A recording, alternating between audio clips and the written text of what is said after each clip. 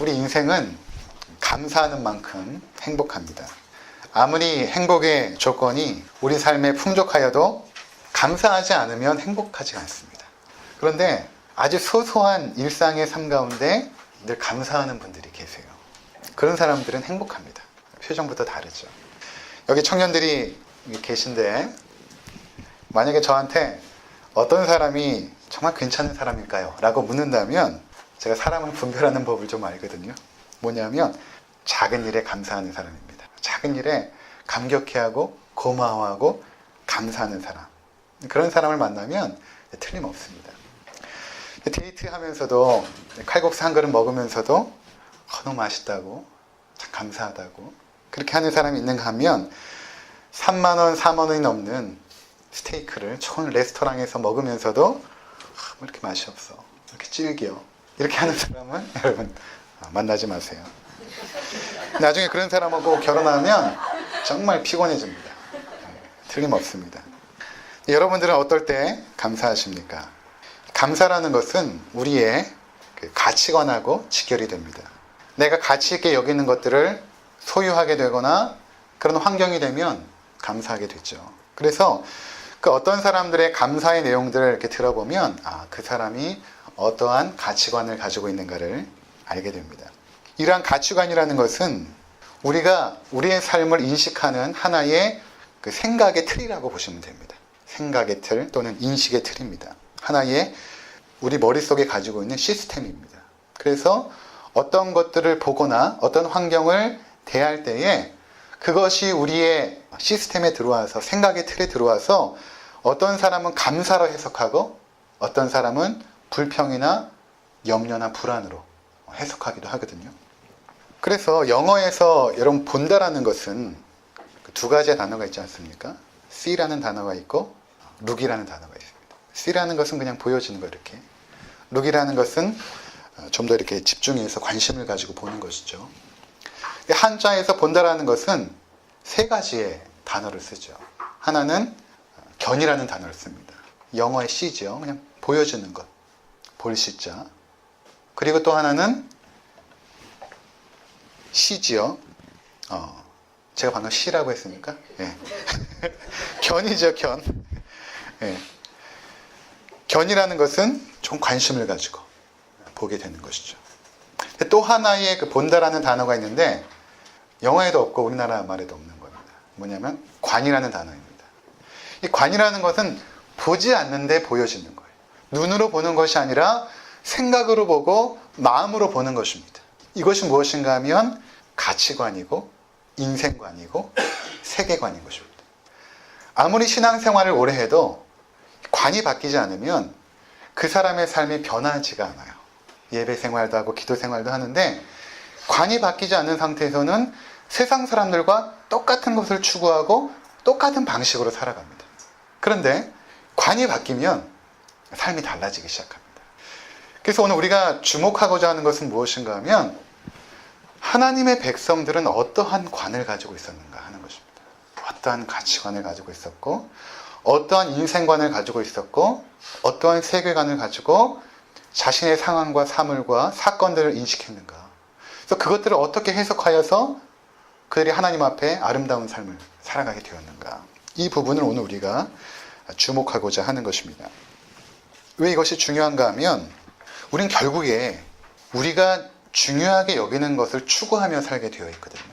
관에 따라서 인생을 살아가게 되어 있습니다. 그래서 우리가 가지고 있는 물질이나 우리가 가지고 있는 시간이나 노력이나 에너지들을 그것에 투자하게 되어 있어요. 그런데 만약에 잘못된 것에 우리의 물질과 시간과 노력을 투자했다면 여러분들이 인생에 말년이 되어서 얼마나 그 인생이 허무하겠습니까? 나중에 돌이켜봤는데 내가 이렇게 헛된 것들을 추구하고 살았구나 라고 생각한다면 정말로 허무하겠죠.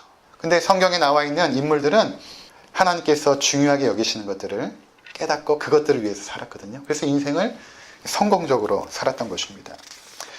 그래서 오늘 우리는 바울을 좀 보려고 해요. 사도 바울. 그 사도 바울이 굉장히 비판적이고 독선적인 젊은이였습니다.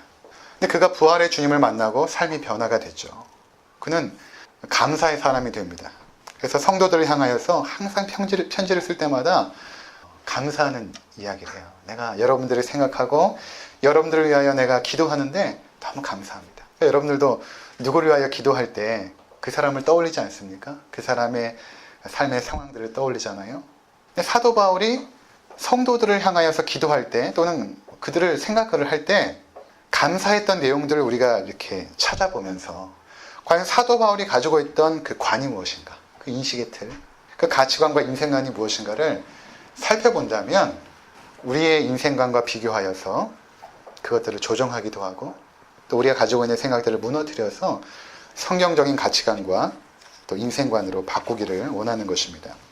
자, 먼저 로마서 1장 8절을 한번 함께 읽도록 하겠습니다. 여러분 받으신 그 프린터물 로마서 1장 8절 우리 함께 읽겠습니다. 시작.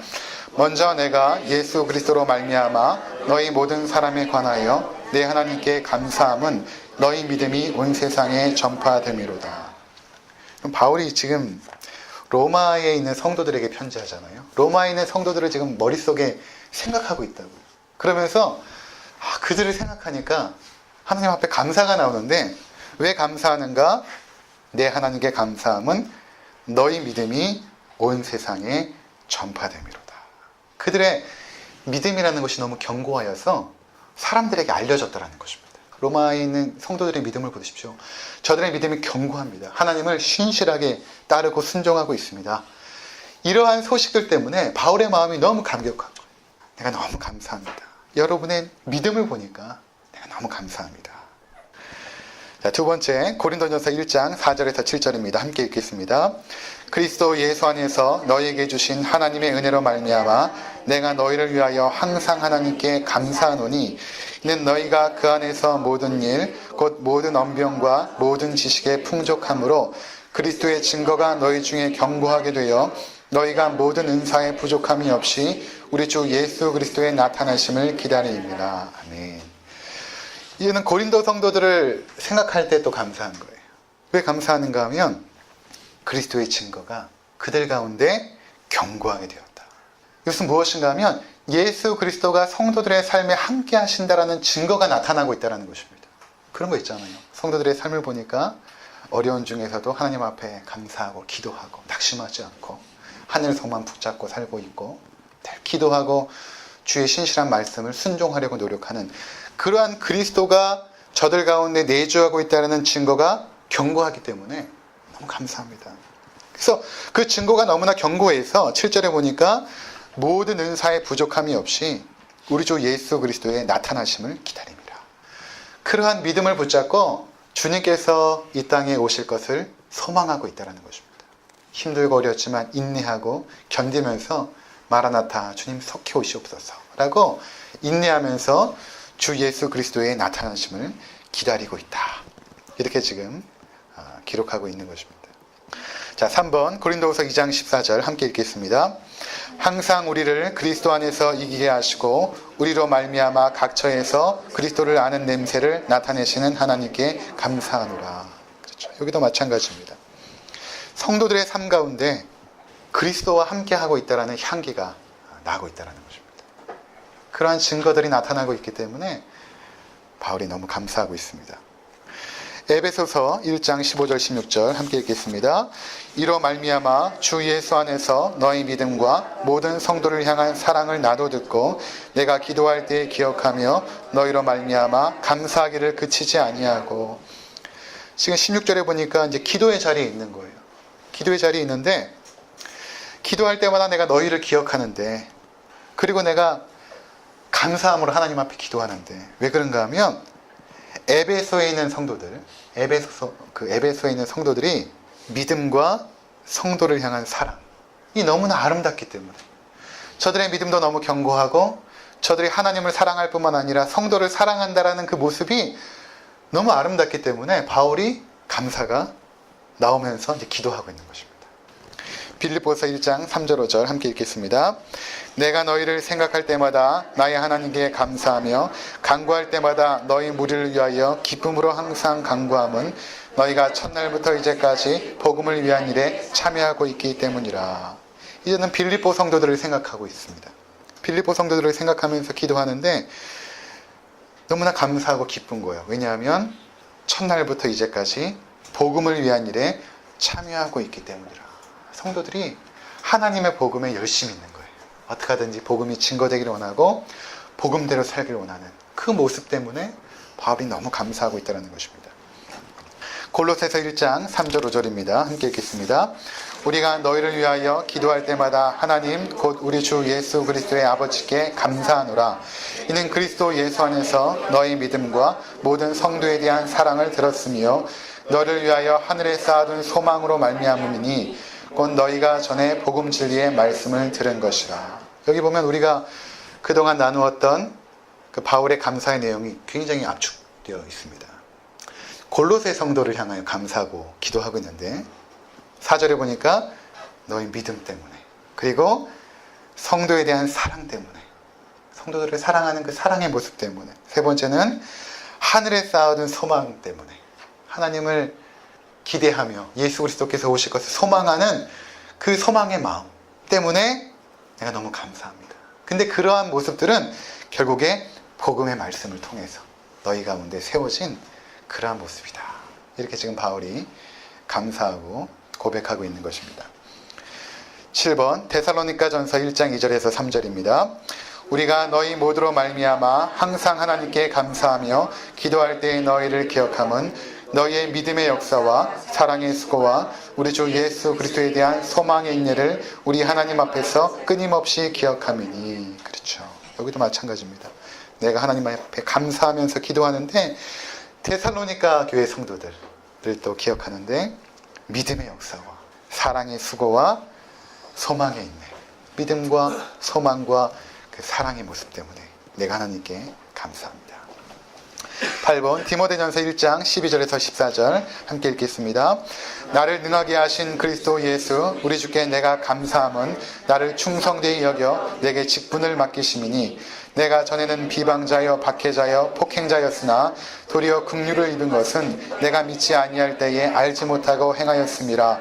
우리 주의 은혜가 그리스도 예수 안에 있는 믿음과 사랑과 함께 넘치도록 풍성하였도다. 아멘. 하나님께서 우리에게 사명 주신 것 감사합니다 라는 것입니다. 이 땅에서 향방 없이 살아가는 것이 아니라 하나님을 위해서 살아갈 수 있는 분명한 목적과 목표와 사명을 주셔서 내가 그 사명 따라 살 수 있는 것 너무나 감사합니다. 그리고 14절에 보니까 우리 주의 은혜가 그리스도 예수 안에 있는 믿음과 사랑과 함께 넘치도록 풍성하였도다. 그 은혜가 너희 가운데 풍성한 것을 보니까 내가 너무나 감사한다. 마지막으로 9번 빌레몬서 1장 4절에서 6절 함께 읽겠습니다. 내가 항상 내 하나님께 감사하고 기도할 때 너희를 말함은 주 예수 및 모든 성도에 대한 내 사랑과 믿음이 있음을 들음이니 이로써 내 믿음의 교제가 우리 가운데 있는 선을 알게 하고 그리스도께 이르도록 역사하느니라. 아멘. 그렇죠. 빌레몬에게 편지를 하면서 내가 감사하는데 그것은 성도에 대한 내 사랑과 그리고 믿음이 있다는 것을 내가 들었다. 자, 여러분, 이거는 제가 감사라는 단어를 컴퓨터에 딱 써놓고 그냥 추려온 거예요.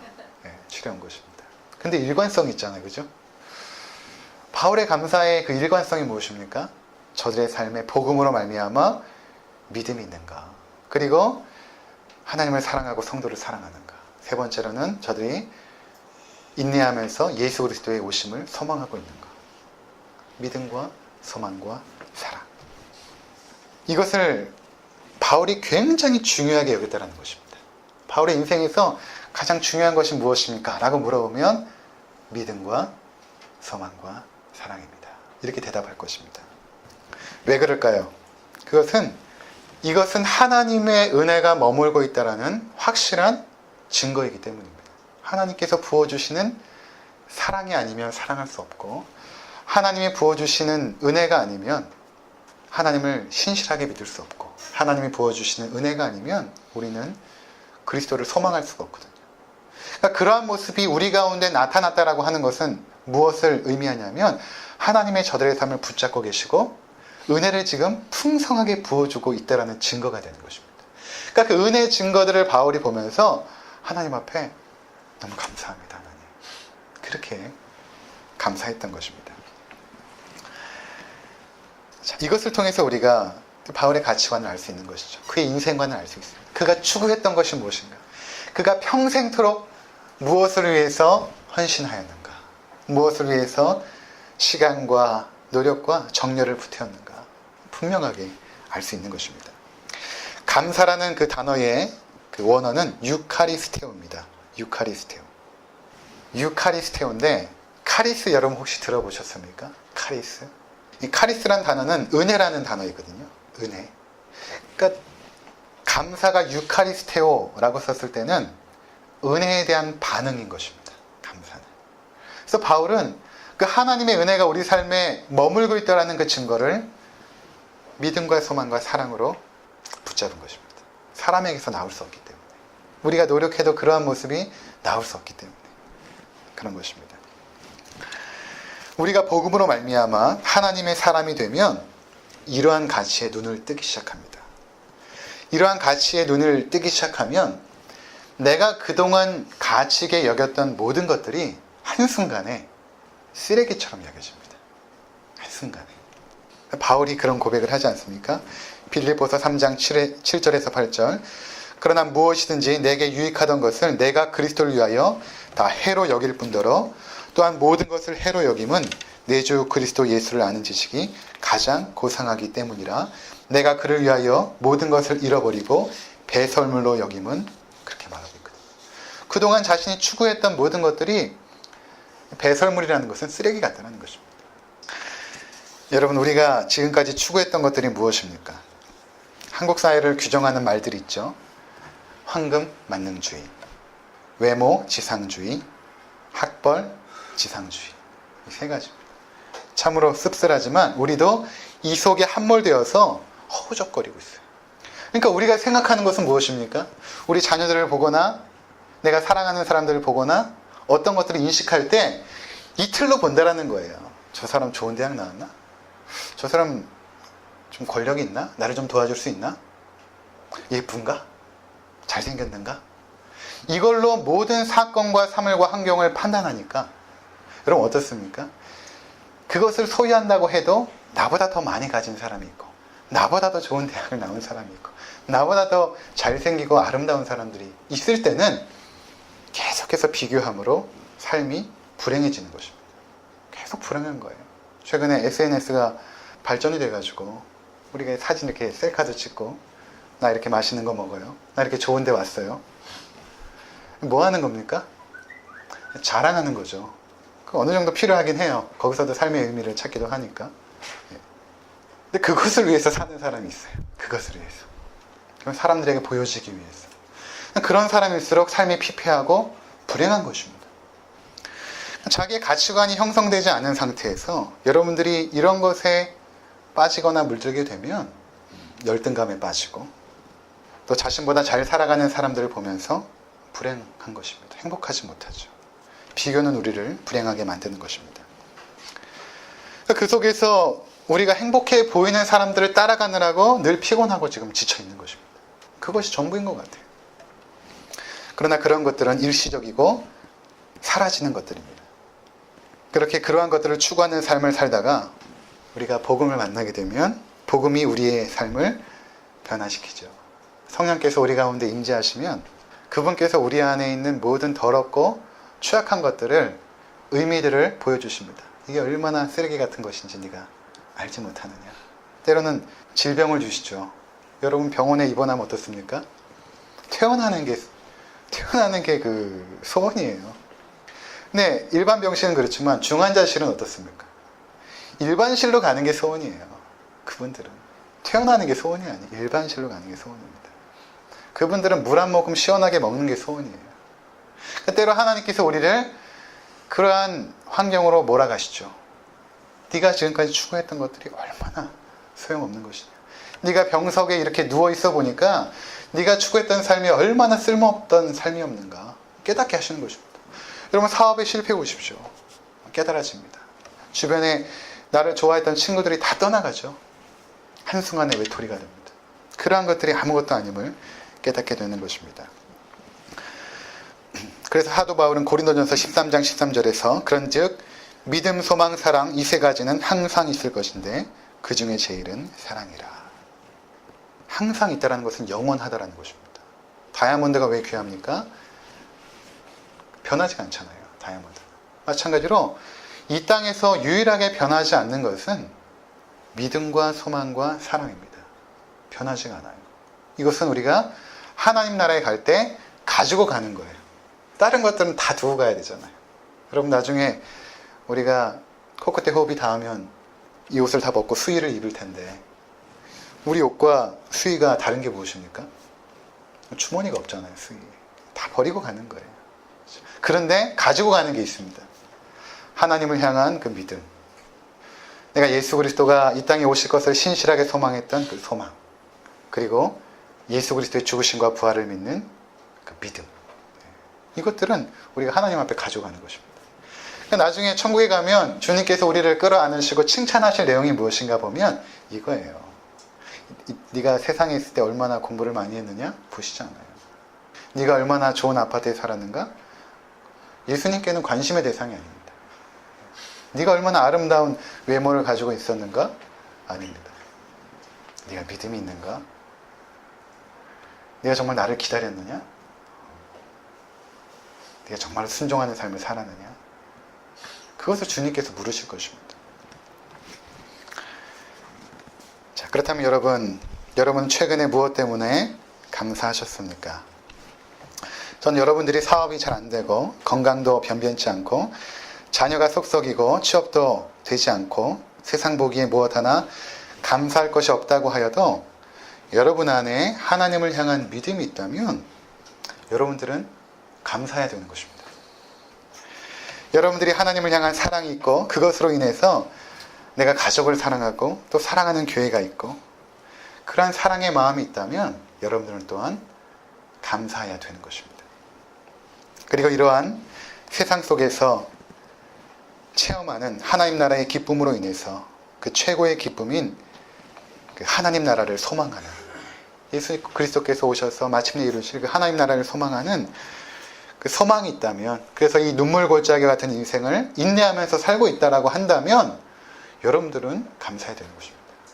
그게 하나님께서 우리에게 주시는 은혜의 증거이기 때문에 그런 것입니다. 제가 지난 주일 토요일 날 새벽에 한참 꿈을 꾸다가 일어났는데 무슨 꿈이었냐면 한 분 한 분이 이제 임종을 맞이하는 거예요.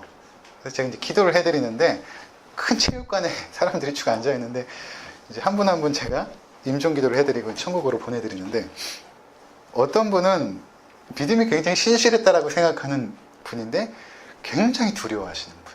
어떤 분은 굉장히 감사하면서 임종을 기다리시는 분. 또 어떤 사람들은 믿음이 전혀 없이 두려움이 있는 분. 아주 그 꿈을 이렇게 막 꾸다가 눈을 이렇게 툭 떴어요. 근데 마음이 너무 안 좋은 거예요.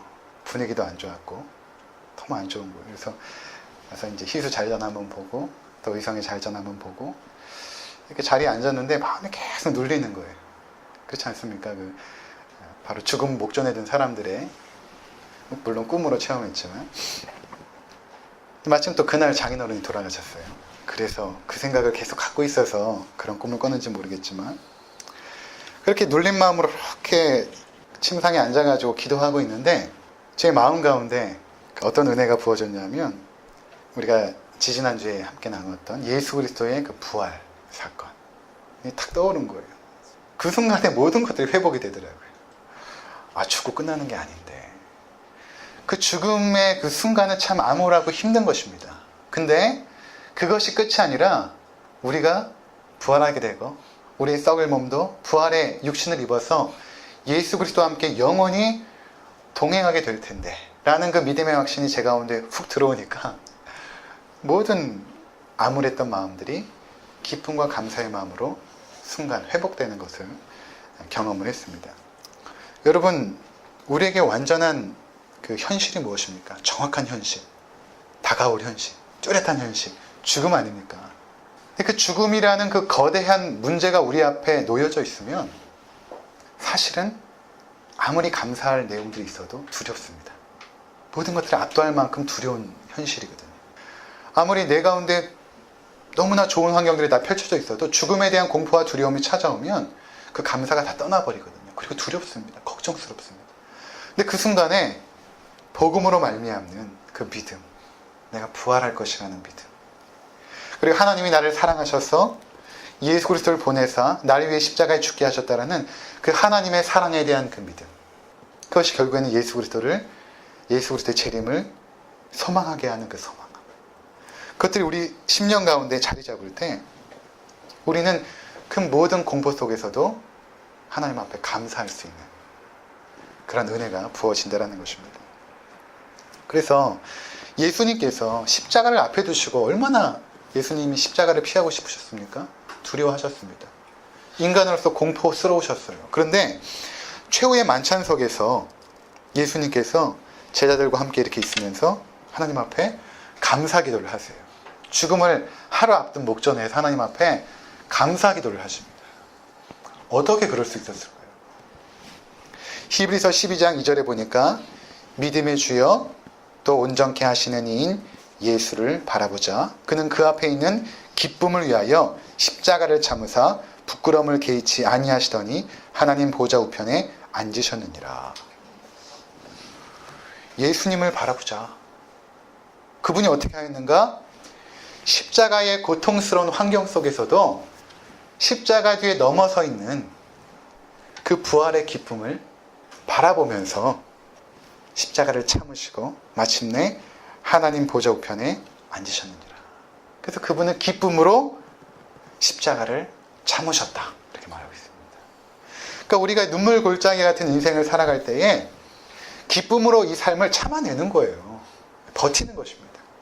그러면서 무엇을 바라봐야 되냐면 저 영원한 하나님 나라, 거기에 내가 주님과 함께 그 보좌에 앉을 그날을 기대하고 소망하며 살아가는 것입니다. 그럴 때에 모든 환경을 능가할 감사가 그 속에서 생겨난다는 것입니다. 이것이 하나님의 백성들이 가지고 있는 인생관이었고 가치관이었습니다. 여러분이 가지고 있는 인생관과 가치관이 있을 거예요. 젊을 때는 꿈도 크고 야망도 크죠.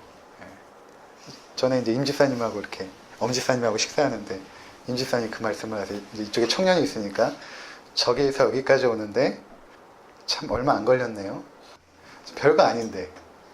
그러니까 여기까지 와보니까 이제 한 50대에 들어가서 인생을 보니까 그 청년 때 내가 꿈꾸고 생각했던 것은 정말 대단하고 뭔가 화려하고 내 앞에 찬란할 것 같았는데 이제 50대에 들어서 보니까 별거 아니었는데, 내가 추구했던 것들이 정말 별거 아니었는데 그때는 왜 그렇게 그것이 전부인 양 살았을까?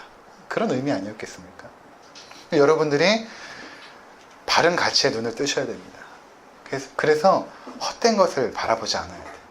그럼 여러분이 가지고 있는 현재의 상황들과 앞으로 맞게 될 상황들 또는 환경들 또는 만나게 될 사람들 속에서 무수한 감사의 제목들을 발견하게 될 것입니다. 그리고 그 속에서 하나님을 찬양하며 경배하며 살아가게 될 것입니다. 그런 삶을 사시는 우리 모든 성도님들 되시기를 주의 이름으로 부탁을 드립니다. 기도하시겠습니다.